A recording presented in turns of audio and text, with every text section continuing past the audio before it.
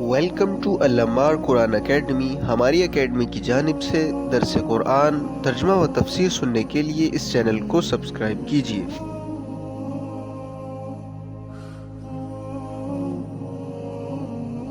الحمد للہ رب العالمین، اما بعد فاعوذ باللہ من الشیطان الرجیم، بسم اللہ الرحمن الرحیم۔ یسألونک عن الخمر والمیسر، یسألونک یہ لوگ آپ سے سوال کرتے ہیں، عن الخمر شراب کے بارے میں، والمیسر اور جوئے کے بارے میں۔ قل کہہ دے، فیہما ان دونوں میں، اسم کبیر بڑا گناہ ہے، ومنافع للناس اور کچھ منافع بھی لوگوں کے لیے، واسمہما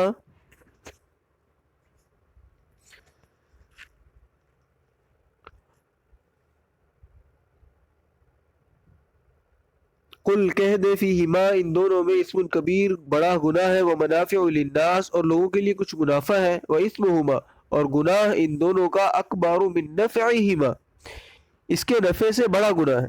ویسألونک اور وہ آپ سے سوال کرتے ہیں، ماذا ينفقون کیا کچھ وہ خرچ کرے، قل العفو تو آپ کہہ دے اپنی ضرورت سے بچا ہوا، کذالک یبین اللہ لکم الآیات اسی طرح بیان کرتے ہیں اللہ تعالیٰ تمہارے لیے اپنے احکام، لعلکم تتفکرون تاکہ تم غور و فکر کر سکو، فی الدنیا دنیا کے معاملات میں، والآخرہ اور آخرت کے واسطے۔ ویسألونک اور وہ لوگ آپ سے سوال کرتے ہیں، عن الیتامی یتیموں کے بارے میں، قل اصلاح لہم خیر آپ کہہ دے ان کی اصلاح بہت ہی بہتر ہے، وَإِن تُخَالِطُوهُمْ اور اگر تم ان سے مل کر رہنا چاہو، فَإِخْوَانُكُمْ پس تمہارے بھائی ہیں، وَاللَّهُ يَعْلَمُ الْمُفْسِدَ اور اللہ تعالی جانتے ہیں فسادی کو، من المصلح اصلاح کرنے والے سے، وَلَوْ شَاءَ اللَّهُ اور اگر اللہ تعالی چاہتے، لَأَعْنَتَكُمْ البتہ تمہیں مشقت میں مبتلا کر دیتے، ان اللہ بے شک اللہ تعالی عزیز غالب ہے، حکیم حکمت والے ہیں۔ وَلَا تَنْكِحُوا الْمُشْرِكَاتِ اور نہ نکاح کرو تم شرک کرنے والی عورتوں سے، حتیٰ یؤمنا یہاں تک کہ وہ ایمان لے آئے، وَالْأَمَةُ اور بلند اور البتہ لونڈیاں، مؤمنۃ مومن، خیر بہتر ہے، من مشرکۃ شرک کرنے والی عورت سے، وَلَوْ أَعْجَبَتْكُمْ اور اگرچہ وہ تمہیں پسند آئے، وَلَا تُنْكِحُوا الْمُشْرِكِينَ اور نہ نکاح کر کے دو اپنی بہنیں اور اپنی بیٹیاں مشرکوں کو، حتیٰ یؤمنوا یہاں تک کہ وہ ایمان لے آئے، وَالْعَبْدُ مُؤْمِنٌ اور البتہ مومن غلام، خیر بہتر ہے، من مشرکین مشرک سے، وَلَوْ أَعْجَبَكُمْ اور اگرچہ وہ مشرک تمہیں بھلے لگے یعنی اچھے لگے۔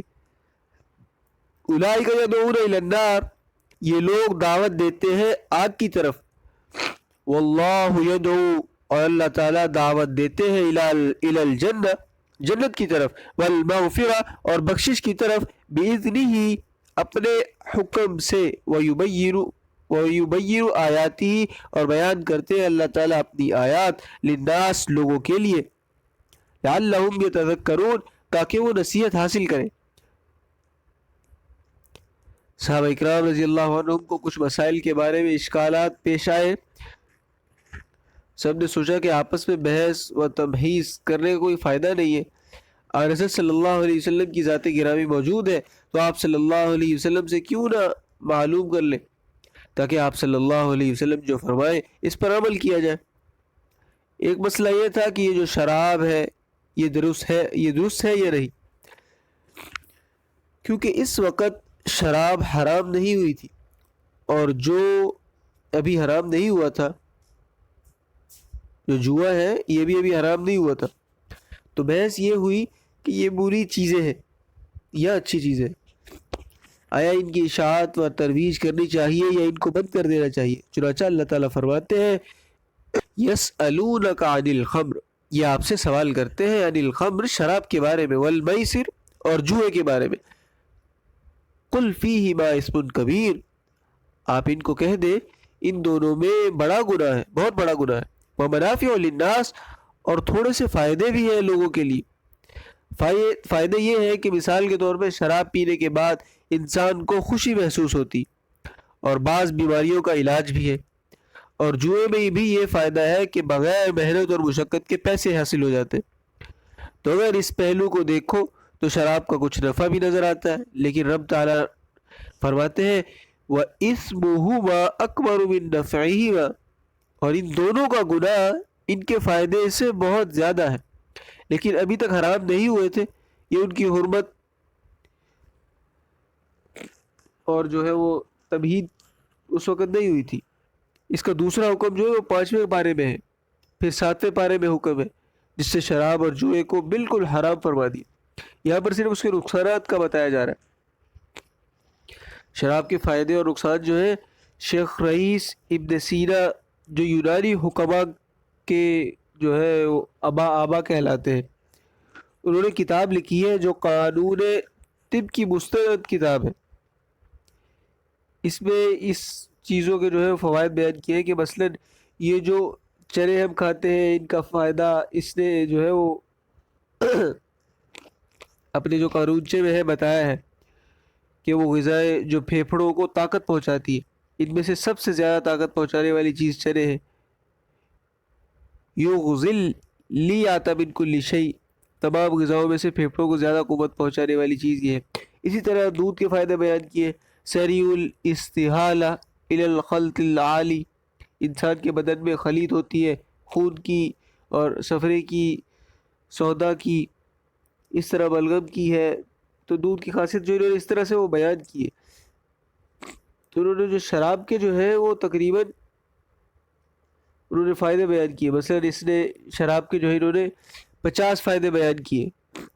ان کو پڑھ کر انسان کہتا ہے کہ بڑی مفید چیز ہے. پھر آگے شراب کے جو انہوں نے نقصانات بیان کیے تو نقصان جو ہے وہ 150 بیان کیے. تو یوں سمجھے کہ چوتھا حصہ جو ہے وہ نفع ہے اور 3 حصے نقصان ہے. تو وہ کون نادان ہے کہ ایک نفع حاصل کرنے کے لیے 3 نقصان برداشت کرے گا. اسی طرح جوئے میں دوسرے کے خون کو چوسنے سے لڑائی تک نوبت آ جاتی ہے، اور یہاں تک کہ جوئے بعض عورتوں تک ہار جاتے، بعض جوئے عورتیں تک ہار جاتے، پھر وہ عورتیں کئی کئی دن تک دوسروں کے پاس رہتی. کتنی بڑی خرابی. تو ان آیات میں خطرے کا جو ہے وہ الارم تھا. پھر 27ویں پارے کے اندر اسی طرح سے حکم آیا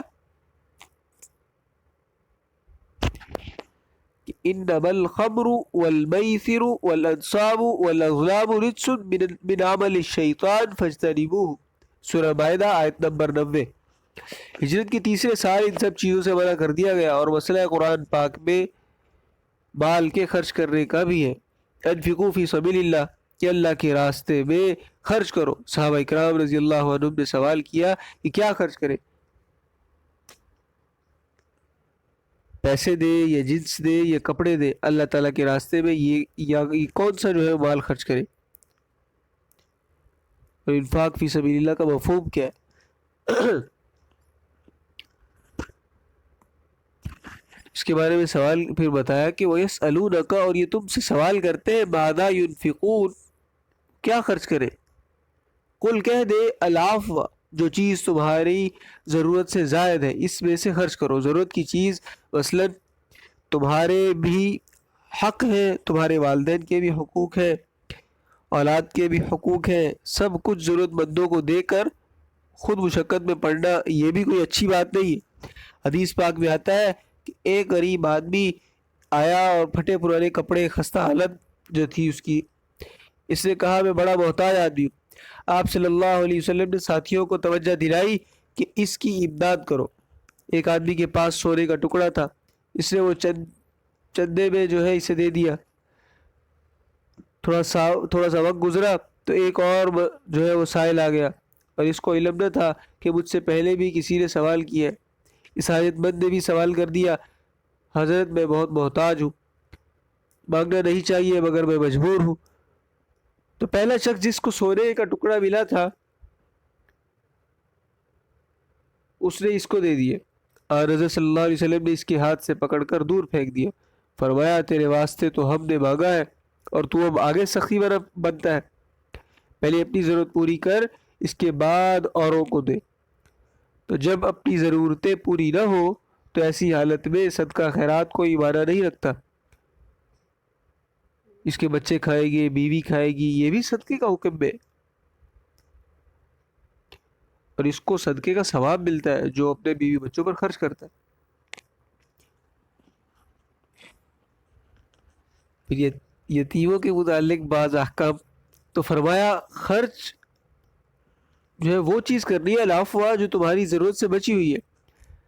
کذالک یبین اللہ لکم الآیہ، اسی طرح اللہ تعالیٰ بیان کرتے ہیں کہ تمہارے واسطے اپنے احکام، لعلکم تتفکرون، تاکہ تم غور و فکر کرو، فی الدنیا والآخرہ، دنیا کے معاملات میں بھی اور آخرت کے معاملات میں بھی، کہ اللہ تعالیٰ نے تمہاری ایسی رہنمائی فرمائی ہے کہ تمہاری دنیا بھی اور آخرت بھی سنور جائے. وہ اس طرح کے مثال کے طور پر کسی کا چچا تایا فوت ہو جائے اور اس کی اولاد نابالغ ہے، تو اب یہ چچا زاد بھائی ہے، شریعت نے ان کو پابند کیا ہے کہ ان کے جو چچیرے بھائیوں کی نگرانی تم نے کرنی ہے. یہ بھی فوت ہو گیا تو اس کے بچے ہیں، ایسے سلسلے میں ان کے پاس بعض دفعہ تھوڑا بہت مال بھی ہوتا ہے. اللہ تعالیٰ کی طرف سے حکم تھا کہ تمہارے گھر میں جو عزیز رشتہ دار یتیم ہے، ان کے مال میں سے ان کی روٹی سالن علیحدہ پکاؤ، اپنا کھانا الگ تیار کرو. یتیموں کے متعلق جو ہے بات ہو رہی ہے، عورتوں کو اس سلسلے میں خاصا اشکال تھا، پریشانی تھی، کیونکہ ایک گھر میں ایک دو دن نہیں، مسلسل جو ہے وہ ان کا آٹا گوندنا، روٹی علیحدہ پکانی اور اپنا الگ گوندنا، ان کی ہانڈی الگ تیار کر رہی اور اپنی الگ تیار کر رہی، یہ خاصا مسئلہ ہے، کوئی آسان بات نہیں. پھر گھر میں بچے ہیں، ان کو بھی اس بات کی تمیز نہیں ہوتی کہ یہ روٹی کس کی ہے اور یہ سالن کس کا ہے. عورتیں باوجود اس کے کہ یتیموں کا سالن روٹی سنبھال کے رکھتی تھی، پھر بھی اپنے بچے ان کی روٹیاں کھا جاتے تھے. بچہ تو بچہ ہے، پھر انسان کبھی زیادہ کھا جاتا ہے، کبھی کم، کبھی طبیعت صحیح ہوتی ہے، کبھی خراب، تو جب تھوڑا کھاتے باقی ضائع ہو جاتا. تو اس سلسلے میں انہوں نے سوال کیا کہ حضرت کپڑوں کا مسئلہ تو آسان ہے. یہ بھی یہ صحابہ جو سوال کر رہے ہیں یہی دوسرا سوال ہے. وہ کبھی جو کپڑوں کا جو مسئلہ ہے وہ تو آسان ہے، وہ کبھی 2 ماہ کے بعد بنانے پڑتے ہیں، کبھی 6 ماہ کے بعد. اور تعلیم کا مسئلہ بھی آسان ہے کہ ہم ان کی کتابوں اور کاپیوں کا حساب الگ کر سکتے ہیں، مگر حضرت یہ جو کھانے کا مسئلہ ہے اس کا الگ پکانا، عورتیں کہتی ہیں کہ یہ خاصا مشکل ہے، کہ اپنا آٹا الگ رکھو، ان کا الگ رکھو، اپنا نمک مرچ الگ رکھو. مطلب یہ جتنی بھی چیزیں ہیں جو کھانے پکانا کے لیے ضرورت پیش آتی ہے، پھر اگر ان کی کوئی چیز بچ جائے تو اس کو محفوظ رکھنا.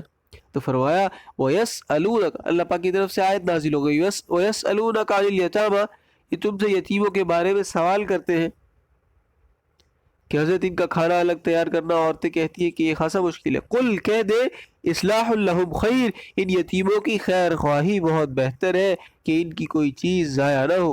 وَإِن تُخَالِطُوهُمْ، اور اگر تم کھانے پینے میں ان کو ساتھ ملا لو، فَإِخْوَانُكُمْ، بس وہ تمہارے بھائی ہے. یعنی اب تمہیں اجازت ہے. وہ اس طرح کے مثال کے طور پر یتیم بچہ 8 سال کا ہے تو اس کے آٹے میں سے جتنا تم اپنے 8 سال کے بچے کے واسطے آٹا استعمال کرتے ہو اور اس عمر کے بچے کے واسطے جتنا سالن کا خرچہ کرتے ہو، اسی یتیم کے مال میں سے اتنا خرچہ لے لو.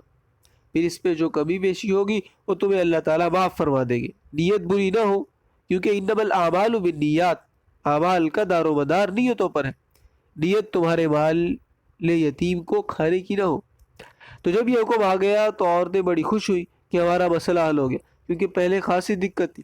لیکن رب تعالیٰ نے فرمایا کہ اس کو بھی یاد رکھے، واللہ یعلم المفسد من المصلح، کہ اللہ تعالیٰ تم میں سے فساد کرنے والوں کو اور اصلاح کرنے والوں کو بخوبی جانتے. اللہ معاف کرے، اللہ معاف کرے. آج جو ہے وہ ہم ڈیڑھ ہوشیار جسے کہہ لینا وہ بن کر فساد کرتے، اس طریقے سے فساد کرتے ہیں کہ ہمارا نام نہ آئے اور اچھا خاصا جھگڑا ہو جائے. اللہ پاک اس معاملے میں ہم میں جس کے اندر بھی کمیاں کوتاہی، اللہ پاک اسے معاف فرمائے. سب سے پہلے اللہ پاک میرے اندر سے یہ چیزیں دور کرے، پھر آپ سب کے اندر سے اللہ پاک یہ چیزیں دور کرے. کل کا درس میں نے یہ بتایا کہ کوشش کرنی ہے ہماری وجہ سے کبھی فساد نہ ہو، کہ اللہ پاک نے فرمایا واللہ یعلم المفسد من المصلح، اللہ پاک فساد کرنے والوں کو بھی جانتے ہیں اور اصلاح کرنے والوں کو بھی جانتے ہیں. اور بعض دفعہ ایسا بھی ہوتا ہے کہ اصلاح کے چکر میں بھی جو ہے فساد ہو جاتا ہے. ایک شخص جب اصلاح کرنے کی کوشش کرتا ہے فساد ہو جاتا ہے، تو پھر وہ اپنے اوپر غور کرے کہ اس کی اصلاح کا طریقہ کیا ہے، اس کے طریقے کے اندر مسئلہ ہے کہ وہ فساد جو ہے وہ کیوں ہوتا ہے. وہ اپنے اوپر محنت کرے کہ تم ہیلے بہانے سے جو ہے یتیم کا مال کھانا چاہتے ہو. اس کے بارے میں اللہ پاک نے کہا کہ اللہ پاک جانتے ہیں فساد کرنے والے کو اور اصلاح کرنے والے کو. یہ اس کے مال کی اصلاح کرتے ہو، اس معاملے کو بھی اللہ تعالیٰ جانتے ہیں.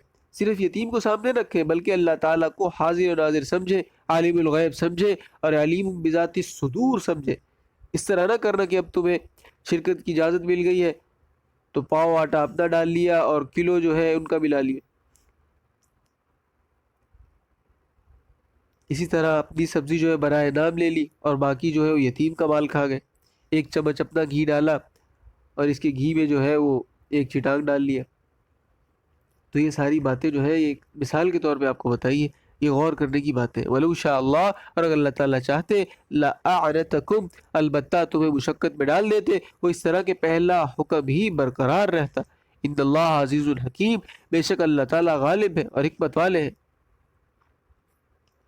اور پھر اگلا مسئلہ آیا وَلَا تَنْكِحُوا الْمُشْرِكَاتِ، اور نہ نکاح کرو تم مشرک شرک کرنے والی عورتوں سے، حتیٰ یؤمنہ، یہاں تک کہ وہ ایمان لے آئے.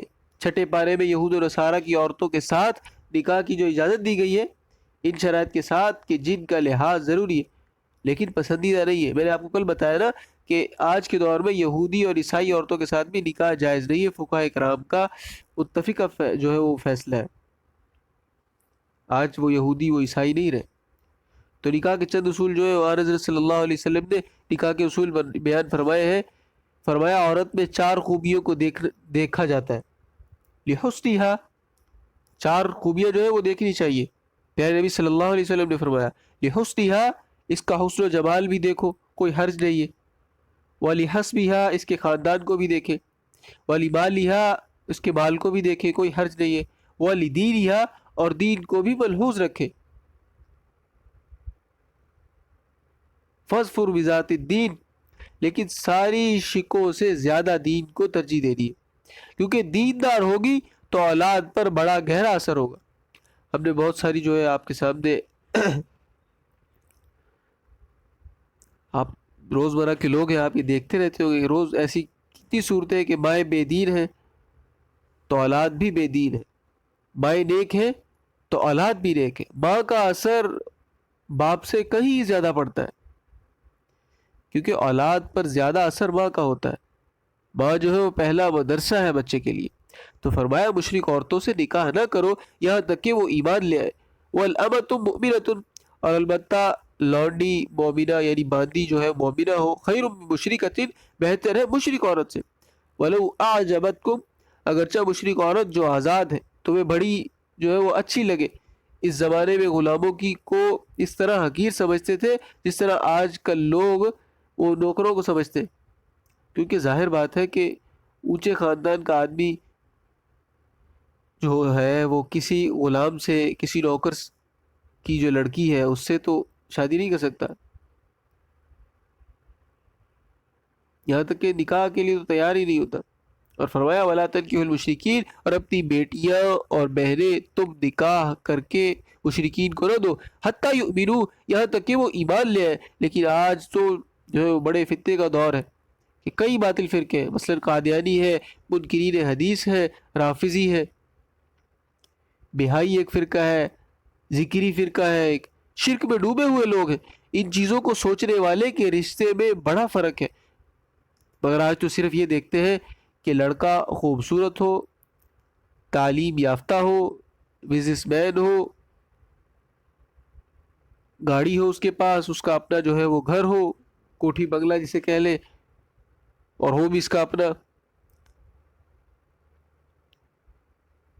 جو ہے وہ دنیاوی حساب سے جو ہے وہ اسٹائلش سا ہو، تو بچی کا ہاتھ اس کے ہاتھ پہ پکڑا دیتے.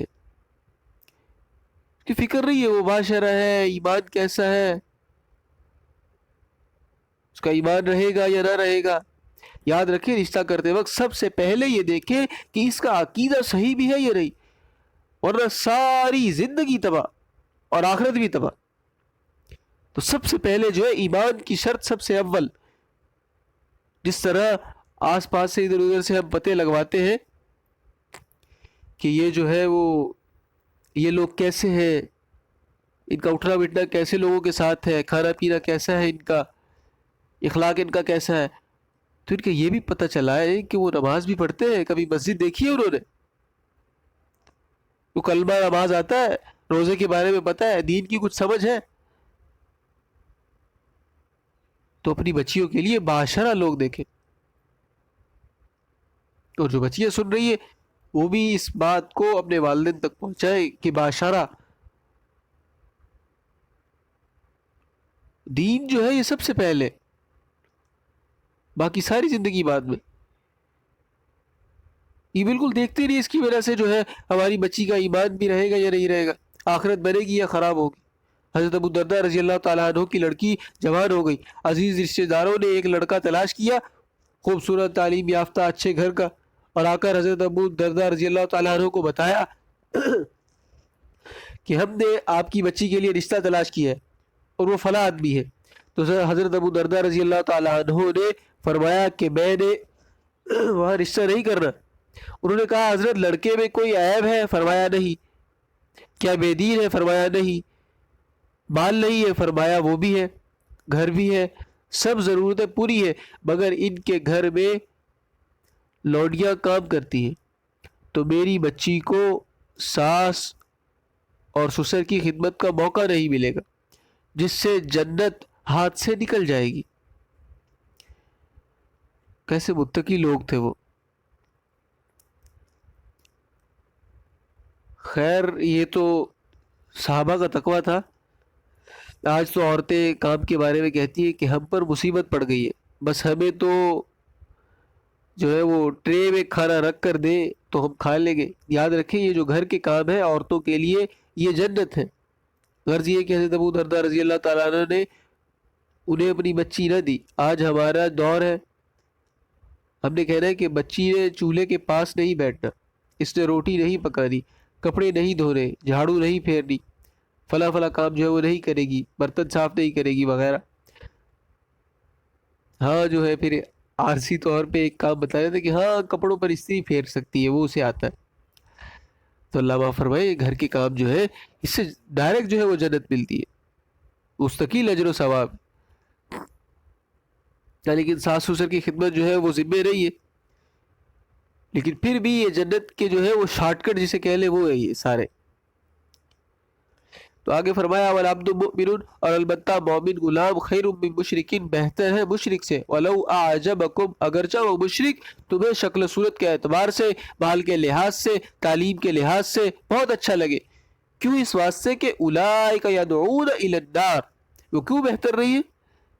اللہ پاک نے فرمایا اس لیے کہ اولئک یدعون الی النار، یہ لوگ جو شرک کرنے والے ہیں تمہیں آگ یعنی دوزخ کی دعوت دیتے ہیں، واللہ یدعو الی الجنہ، اور اللہ تعالیٰ تمہیں جنت کی دعوت دیتے ہیں، والمغفرہ، اور بخشش کی دعوت دیتے ہیں۔ یہ باتیں اس لیے بتا رہا ہوں کہ بے دین جو ہے اس کا نقصان ہی ہوتا رہتا ہے، فائدہ نہیں ہوتا، تو اس لیے ان چیزوں کا خیال رکھیں، دین کو سب سے مقدم رکھیں۔